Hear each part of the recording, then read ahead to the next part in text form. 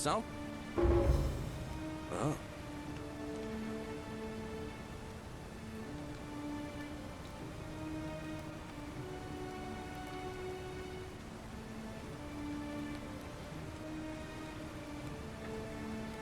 All right, let me see.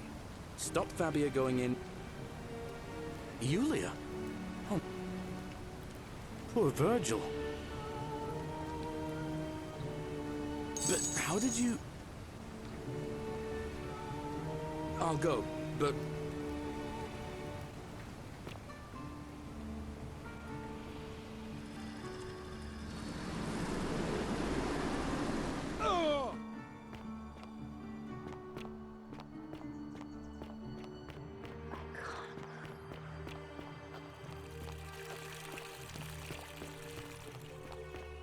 Fresh meat, huh?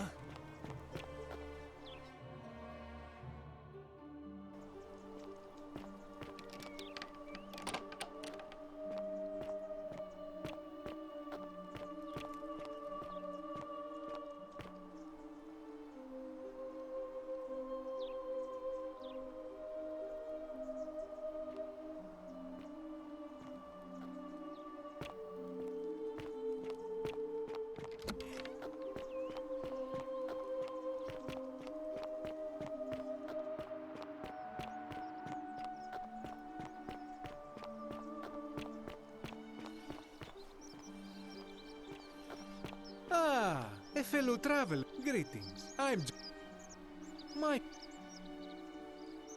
And in a city full of Romans, you are asking me? Because I am Greek. Let me tell you something about Greeks and Romans. My name is Georgios, yes. But the Romans, they do not care. They hear me say Georgios, and they think, ah, he must mean Georgius. Good Roman name. They do this all the time. They see us worshipping Zeus, they copy us, but call him Jupiter. They take Hades and call him Pluto, Persephone, Proserpina. I am flattered that they copy our ideas, but why must they change the names? Do they want credit for making it all up? Do they want to forget where it came from? At first, I pull my hair out. After a while, I give up, and I become Georgius the Roman. I accept the world is Romana. Plus, I have no hair left to pull. But my point is this. If you want to know who stole an old Greek name, look no further than the sticky-fingered Romans. The plague you seek was pilfered from a collection of old Greek relics by none other than Duli. He cannot help it. Like a typical Roman, he likes shiny things, especially those that once belonged to my people. And besides, it makes him happy. So I say, let him keep it. I believe he still has it with him, in his cell, just opposite the Temple of Demeter. I hope that our paths... Thank you, Galerius. You're a good man, and I'll be sure to be Virgil. Salve and welcome. Oh, there's not much to tell. I mostly just bake bread and try to help out where I can. I suppose it all started about 8 months ago. I was living in Rome with my family when I got sick. My pa had just arranged a husband for me. I spent the next week in bed. In the end, they decided I'd do better outside. But after about a day in a carriage on the Appian Way, I remember closing my eyes for a bit, and I guess I must have fell asleep, because I suppose the driver took off with his fee and left me for dead. Can't say I blame him. I wouldn't have wanted to... Anyway, I went searching for help. Stumbled... It's nice of you to say. All right.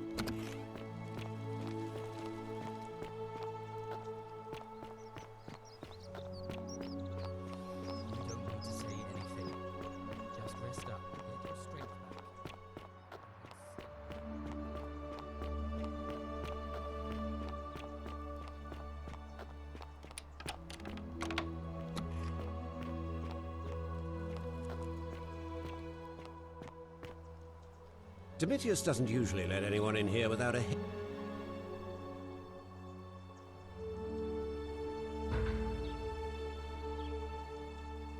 My name is Marcus Malleolus Gurgis.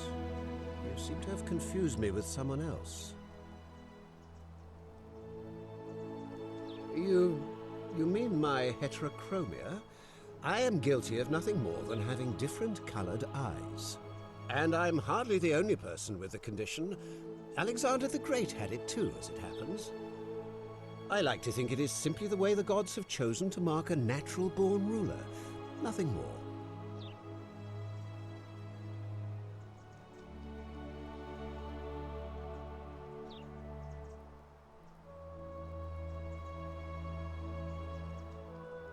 Well, I am not suffering from any delusions, as today's election will firmly establish. Unlikely, because it simply isn't true. Now, was there something else you wanted?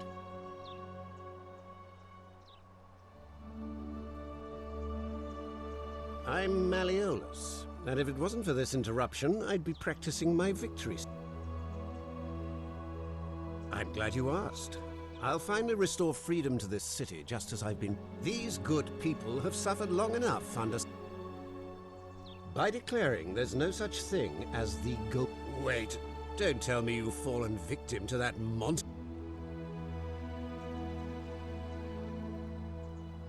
The person making a claim bears the onus of proving that claim. Can you do that? Can you prove the Golden Rule is real? Nonsense! There's no way you can prove that. If it was real and you'd seen someone break it, then you'd be dead already.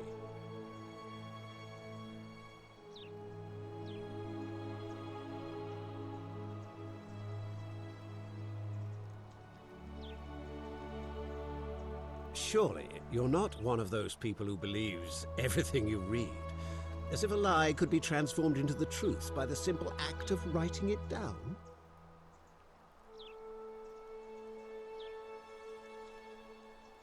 What? Oh, I see what's happening here. Another poor, vulnerable soul taken in by Sentius's machinations. He won't get away with this much longer.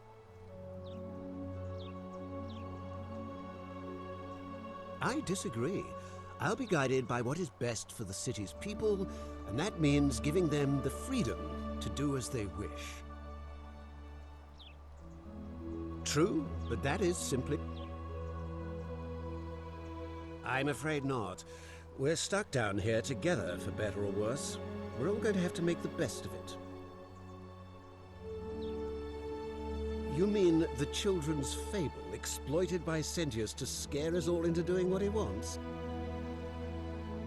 I trust you.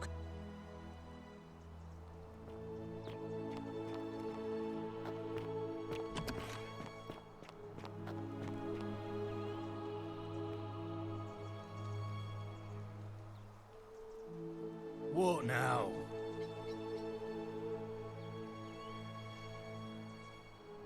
Whatever.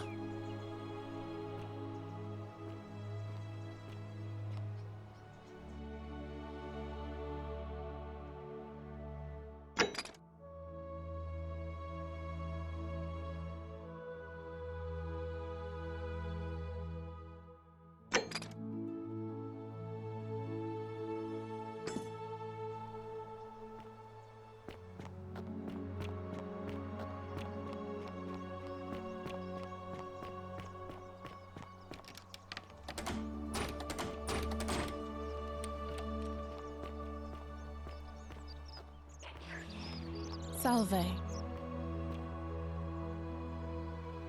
Sorry, I'm still a bit out of it. Was there something you wanted? All right.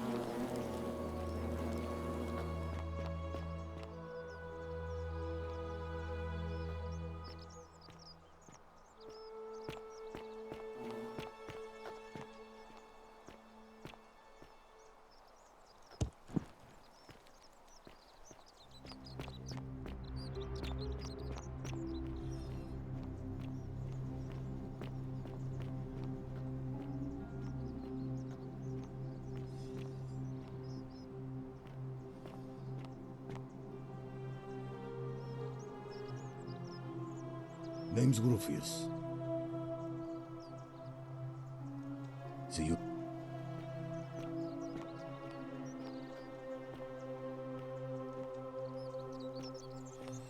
You look well, my Sartor. Hello. I...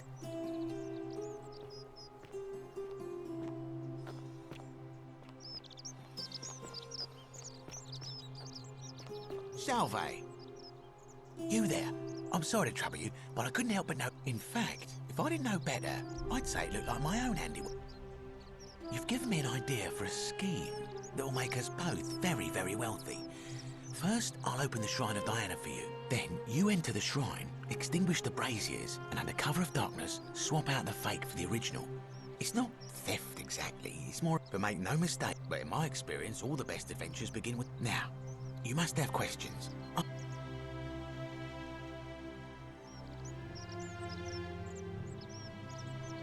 So, are you in, partner? Now, I've gone and unlocked the Shrine of Diana for you, so it's just at the end of the street on the left.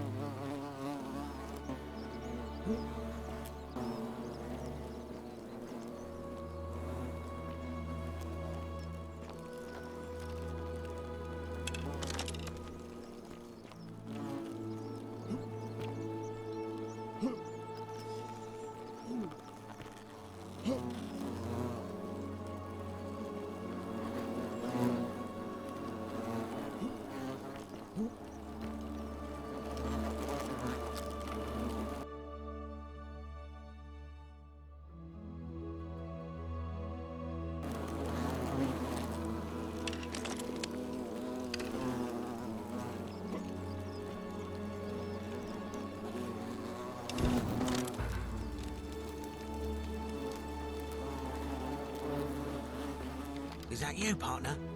Do you have the bow? Wonderful. Just go ahead and slide it under the door for me and I'll unlock it for you.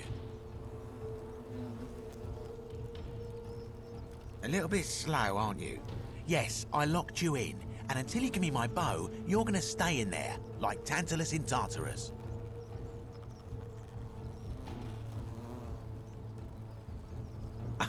No, technically, I never said that. I said, if we were to split all those riches between the two of us, infinite wealth is still infinite. It's hardly my fault if you can't tell the difference between a hypothetical and a promise, now is it? Oh, I do love a good loophole.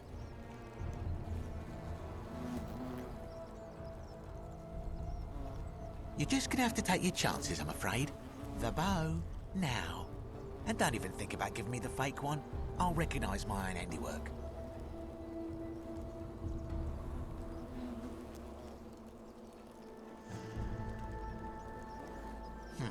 I would reconsider my position quickly if I were you.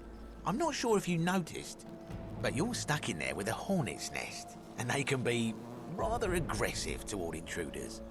You know, some say it takes 27 hornet stings to kill a man, but I always wondered how anyone could have known that. Let's find out if they were right, shall we?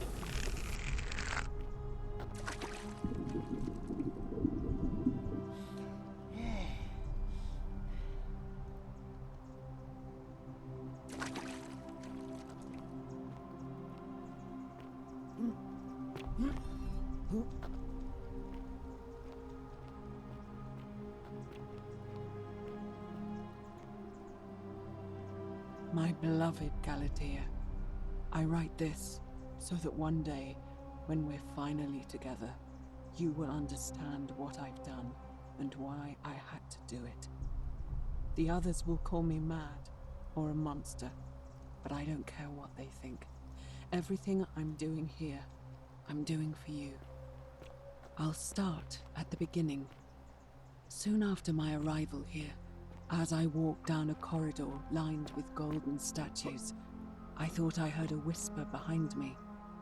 A rasp of air, as if vocal cords of metal strained to say a word or two. I tried to dismiss the idea, tried to concentrate on my work as the city's medic, but that tortured whisper haunted me. Weeks later, in the hallway to the bathhouse, I heard it again and found myself drawn to the statue of a Roman woman wearing a stola. Her face was contorted with anguish and fear, and, disturbingly, it was as if she was looking right at me. As I walked past her, I heard that strange whisper again, and turning back, I discovered that even though I had moved, she was still looking right into my soul. That was when it dawned on me. This was no statue. This was a woman trapped within that golden prison. Naturally, I told the others, but when I could not reproduce the results of my experiment, they would not believe me. But from that moment on, I knew the full horror of this place. Immobilized within these statues are living human beings. It was that day, my love, that my heart broke.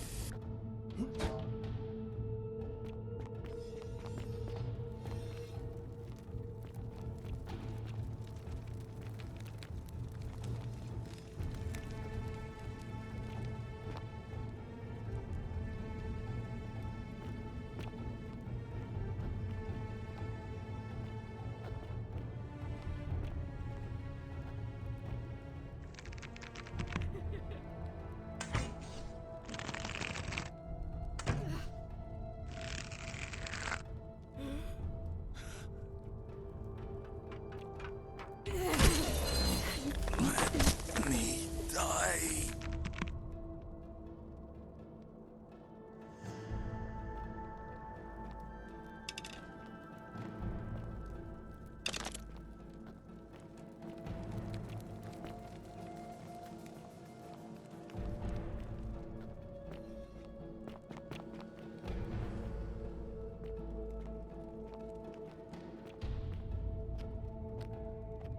You're not supposed to be here.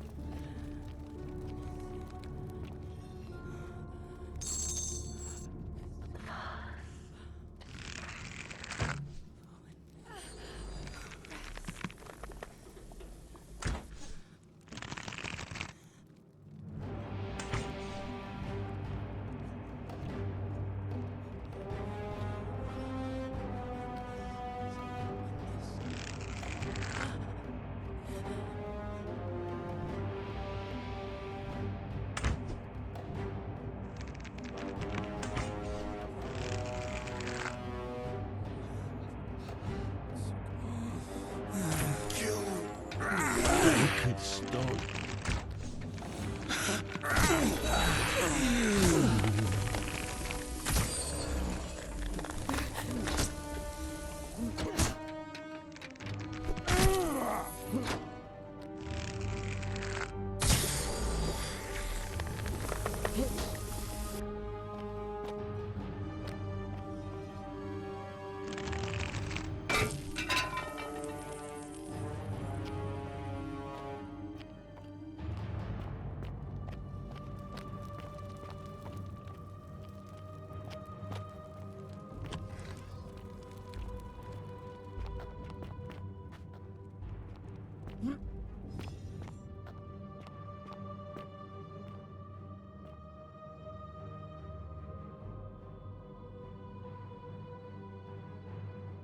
My beloved Galatea, after I learned the terrible truth about the golden statues, I wandered the city as if in a nightmare. What must life be like for these poor souls, entombed in gold, but kept alive somehow? Trapped in their own personal Tartarus, consigned to eternal torment, too horrific for any sane mind to comprehend. I tried to offer them what small mercies I could. I began to talk to them, to keep them company. I'd imagine backstories for them, give them names, and tell them of the world, of the histories and stories I'd learned as a child. As the others became more concerned by my charity, I sought solitude from them, preferring the company of my tormented charges. Discovering a way into the abandoned palace, I began to spend my days walking its halls and sharing with its occupants ancient tales, my mind turning to those of Apollo and Daphne, Perseus and Medusa, and Pygmalion and Galatea. Pygmalion, the sculptor who fell in love with a beautiful statue, and who, praying to Aphrodite for aid, discovered that his beloved Galatea had come to life. It was then that I heard you whisper to me, Galatea. Forgive me. I know that is not your real name, just one I have borrowed from a story. But when I turned to look at you, I saw the most exquisitely beautiful woman I have ever known. Your face, forever frozen in a look of haunting sadness. Our meeting gave me a new purpose, to free you from your golden prison, so that I might one day hear you speak, not just whisper your true name to me. So I gathered tools for the long and difficult task ahead, barred the doors to this place, and set to work.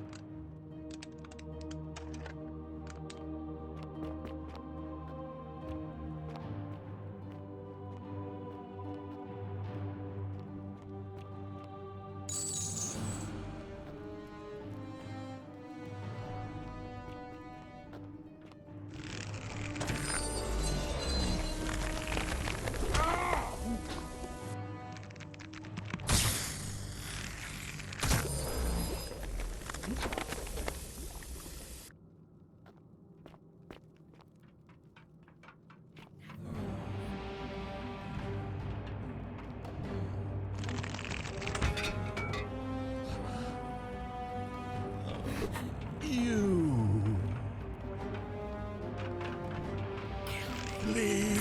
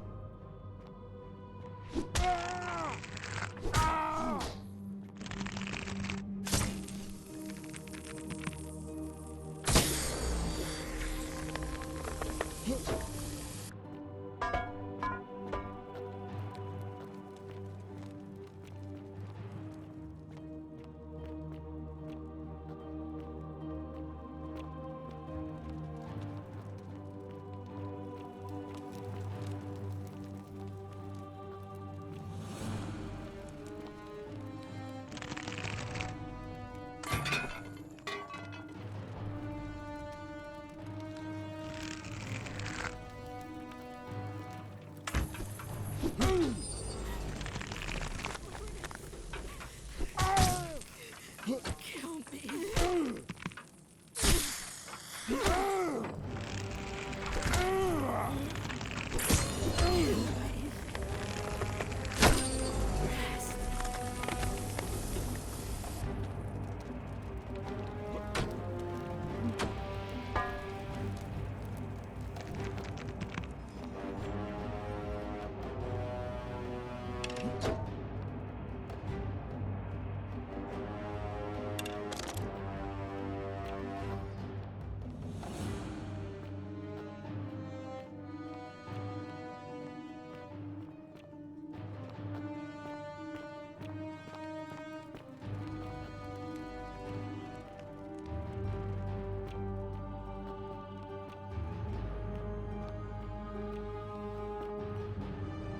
My beloved Galatea, my attempts at freeing these souls from their golden prisons have not been going to plan. My first charge was a Greek woman who I called Iodame after the Athenian turned to stone by Medusa. Drilling through the gold that encased her, I was vindicated by the discovery that beneath half an inch of gold, which is so rigid it must be some kind of alloy, was living flesh. Unfortunately, this golden alloy seems to have fused with her skin, so removing it exposed the sinew and muscle beneath and appeared to cause her great pain. At first, I braced myself, expecting that inflicting such pain would break the golden rule, and yet, somehow, it did not. It seems whichever god is responsible for imprisoning these poor souls does not care about their suffering at all. They are forsaken. Undeterred, I pressed on, working late into the night, attempting to remove the golden layer with encased her as delicately as I could. Eventually, I was able to free most of her body, but when I released her from her restraints, her first act was to lunge for my throat, clawing at me with all her strength and those sharp metal talons. This was my thanks for trying to save her. Whatever possessed Iodame to attack, she was clearly not a suitable subject for my experiment, and I was forced to lock her inside an isolated wing of the palace and bar the door. As I continued working on others, I could hear her flailing and launching herself at the other side endlessly. Regrettably, my other experiments bore similar results, and after relocating a few times, most of the palace is now too dangerous to work in. Still, as much as my heart aches to know that you're suffering, I cannot risk attempting to ungild you yet. Not until I have perfected a method that will bring you back to me, whole in both mind and body, and ensuring your humanity is preserved. I promise you this. One day we will be together, even if I have to free every last statue in this god's forsaken place.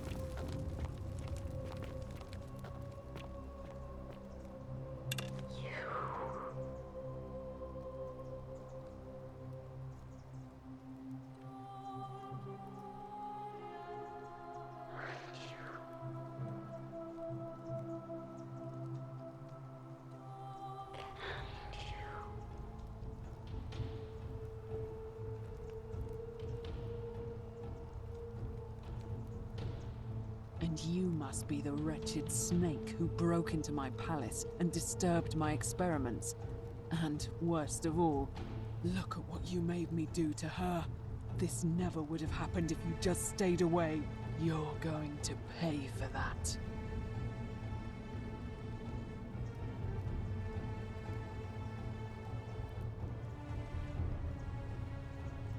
And you think I care about that? I don't care what happens to me, as long as you get what you deserve. Liar! I locked and barred the gate. I left a message warning you all to leave me alone. I just wanted to do my experiments in peace, for her. And now look at her. You made me turn the most beautiful woman I've ever seen into this. Look at her. She's in agony. All I wanted was to spend my last moments with her, to see her beautiful face. to hear her speak freely instead of in those cryptic whispers. But as soon as I began my work, she stopped whispering to me. And now I discover she started whispering to you instead. What's so special about you?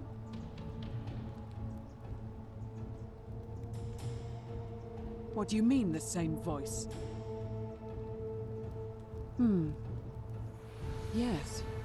I remember when they used to whisper to me. They did sound similar. I just thought it was because all voices sound the same when they whisper.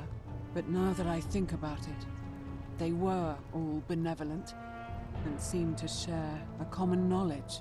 But if these bodies are mere conduits for that one voice, then this body is nobody. And everything I've done here was... Wait, I see what you're doing. You're trying to steal her away from me. Were you planning to wait until I'd done all the hard work, then swoop in? Is that it?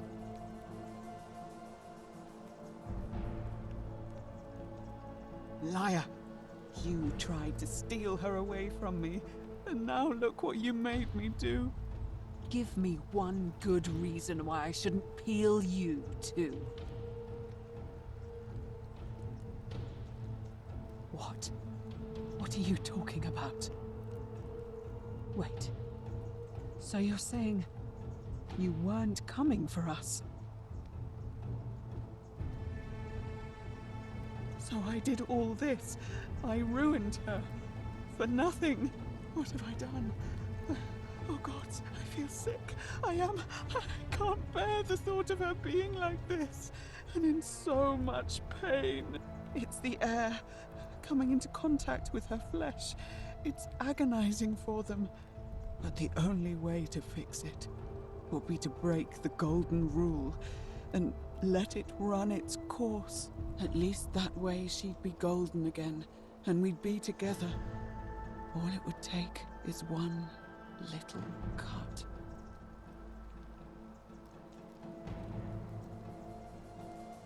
It's too late. There's nothing you can do. I have to do this. I'm sorry.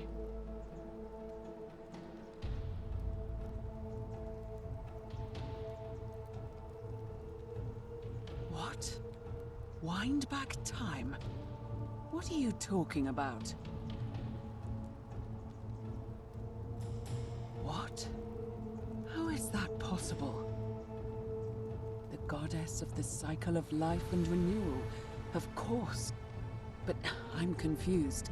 If you've harnessed the secrets of the gods, why tell me? I see. Well, I'll trust you to honor our bargain. But if you don't, mark my words, I'll break the golden rule and kill you and everyone else in this city. As a quid pro quo, here is the only thing of value I have left. The key to the chest in the Shrine of Apollo. There should be something in there that's useful to Lucretia.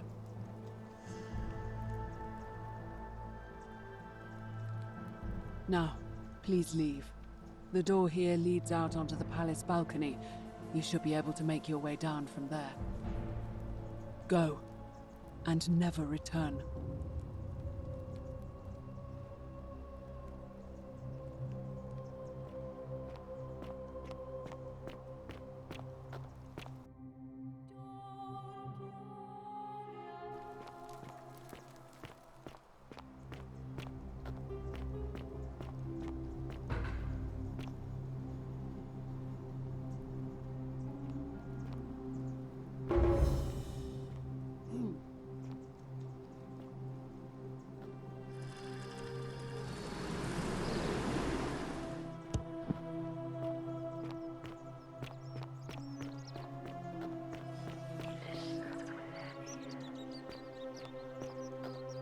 Wonder how much one of these statues is worth. Oh, hello there, partner. I'm glad you're here. I think there might have been some confusion about my little practical joke earlier.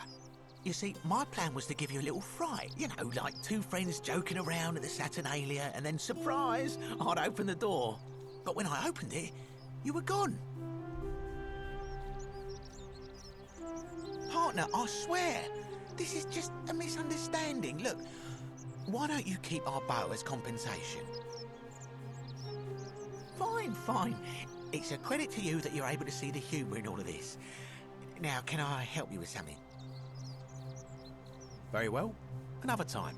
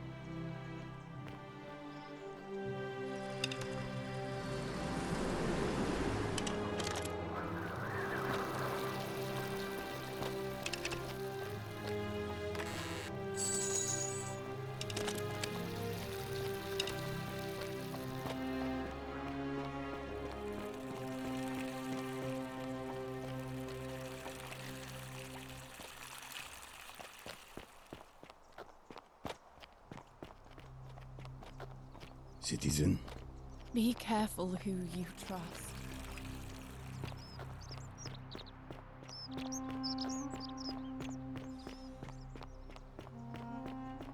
Don't believe a word they tell you.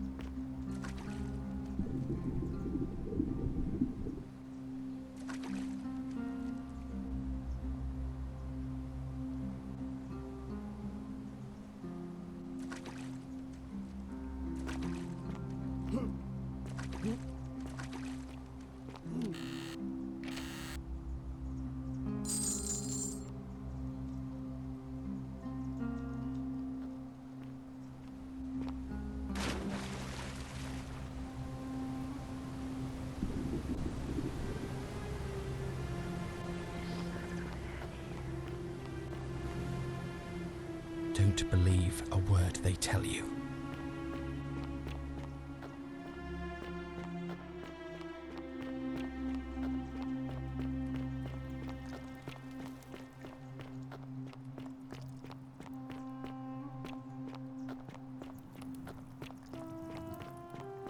Cerberus lifts his triple head and lets out his threefold braying.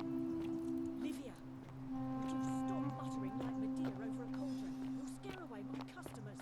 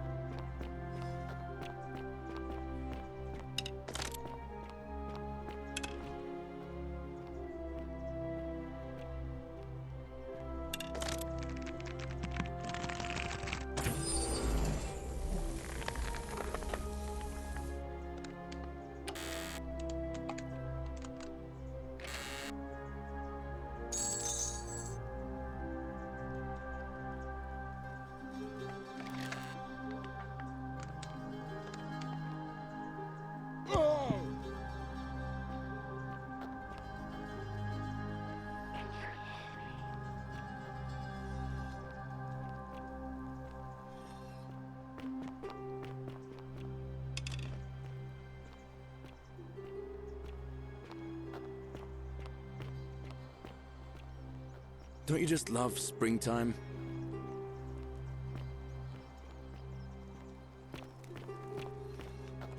Hello? Hello? Do you like it? It's shiny, but if I gave it to you, then I wouldn't. But it's mine, and I already. Well,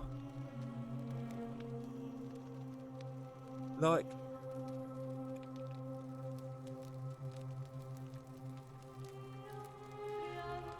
Yeah, Galerius will let me. Bye bye.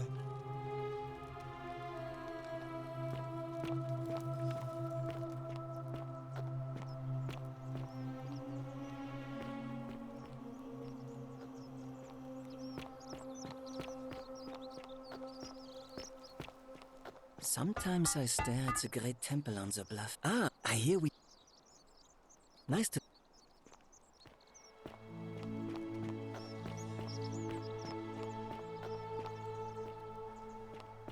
Don't believe a word they tell you.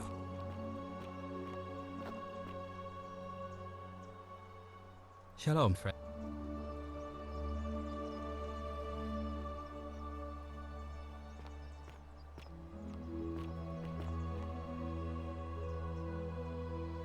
Shalom.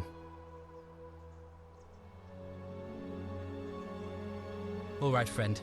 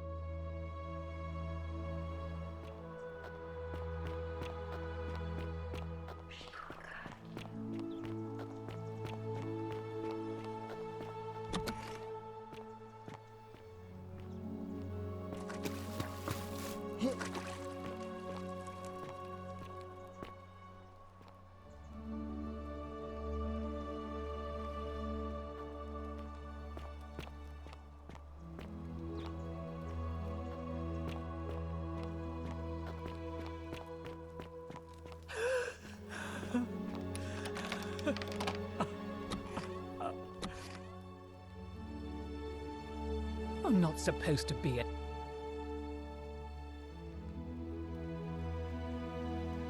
Domitius! Come quickly! This is outrageous.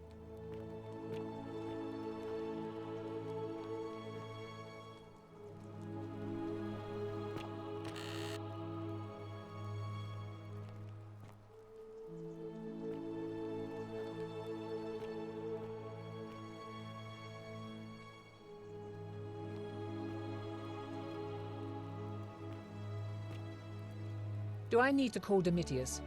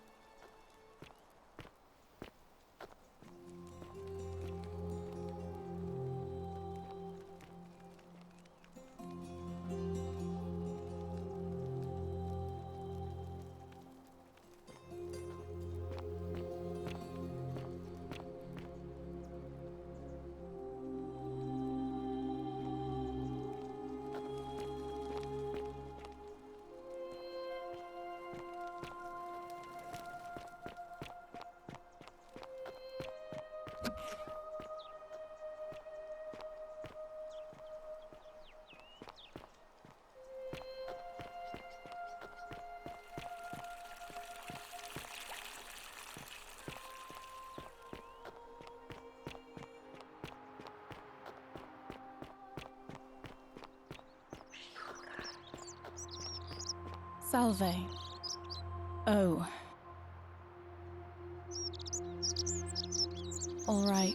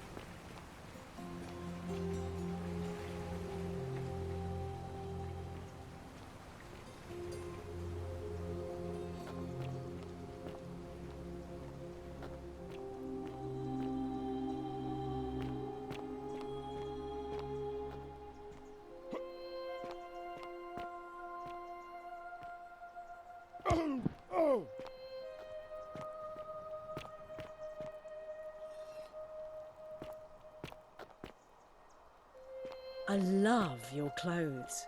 So, you're here. And, there's a light in your eyes I've...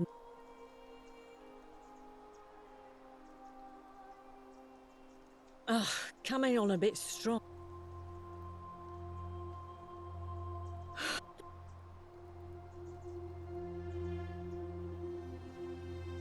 Certainly, for 10 denarii. Have you met Livia? Whatever. Not, I remember. All right.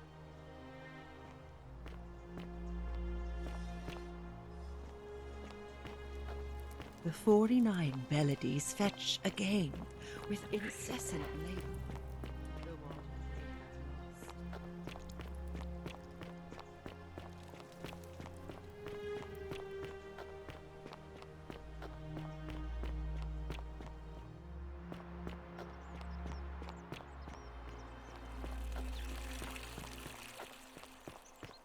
hope you have a good reason for flouting my weapons ban. We're finally alone.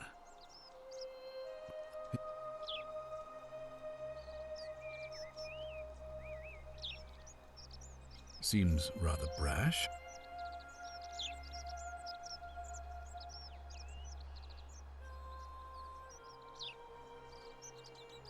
Ask then. Good. Of course. What is it? Why? It looks like... Thank you.